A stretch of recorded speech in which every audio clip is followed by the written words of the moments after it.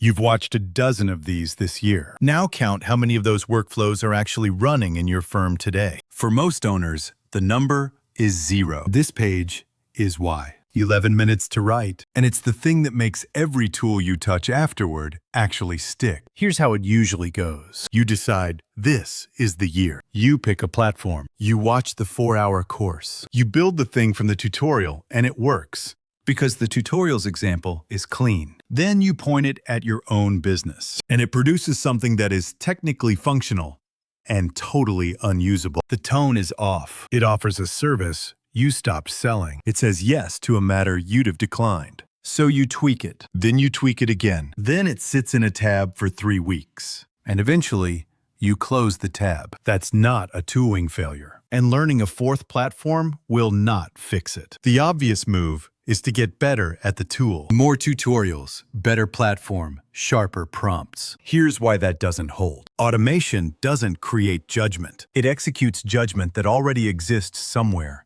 in a form it can read. In most firms, that judgment lives in exactly one place: the owner's head. It has never been written down. Not in an SOP, not in a checklist, not anywhere. It's 20 years of pattern recognition that comes out as, I just know when a matter's going to be trouble. A machine cannot read that, so it guesses. And a confident guess in your voice, sent to your client, is worse than no automation at all. So the thing I'd learn in 2026 isn't a platform. It's how to get what's in your head onto one page in a form a machine can actually execute. And there's a specific shape that page has to take. Take one routine task. A new inquiry arrives, and you reply to it. Feels like one action. Watch how many decisions are buried in it. 6 judgment calls, and you make all 6 in about 4 seconds.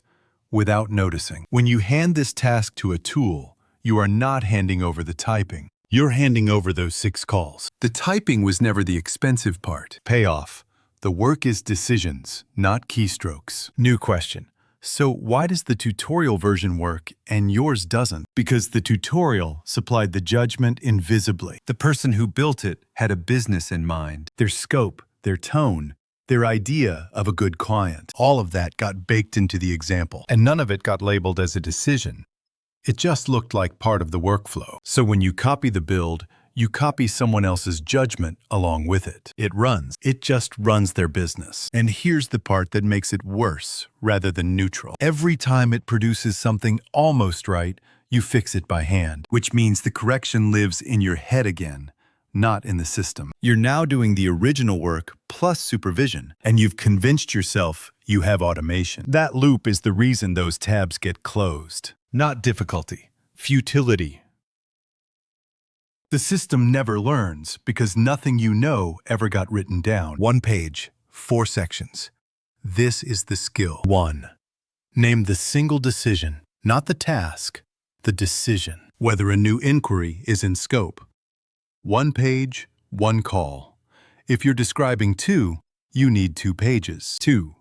What you actually look at. Write the real ones, including the unflattering ones. If a matter under a certain value isn't worth your intake time, that's a signal. Write it.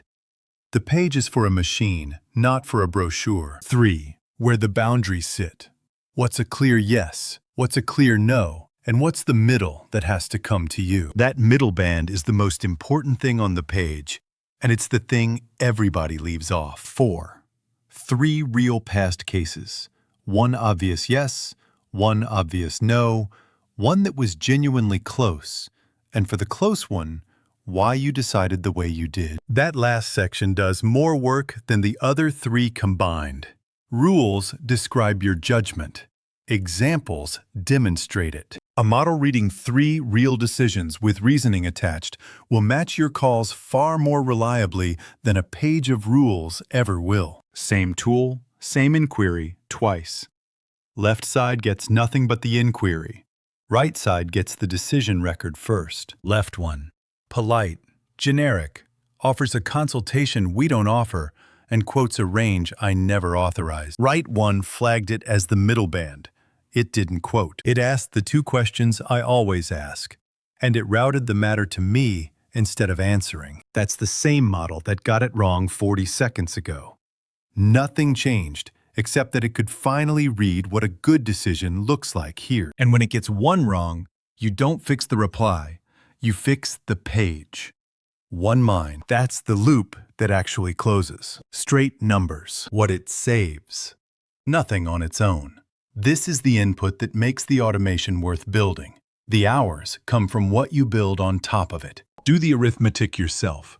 Your recurring task times how often times how long. What it costs. 11 minutes and no money. You need no platform and no subscription to write the page. And what breaks? 3 things. It fails on decisions you make inconsistently. If you'd rule 2 ways on the same facts depending on the week, the page will surface that. And that's a management problem the tool can't solve for you. It goes stale. Change what you sell, and the record is wrong within a month.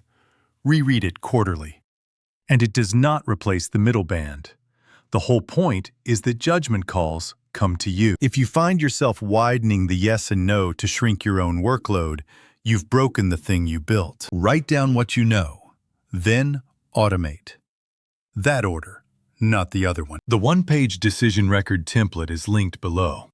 4 headings, 3 example slots. Fill it in for 1 decision, not 5. Next video builds on top of it, turning a finished record into the intake workflow that runs it, including how to handle the middle band without letting it quietly grow. In the comments, what's the one call in your business you make constantly and have never written down? Whichever comes up most, I'll build the record for it on camera.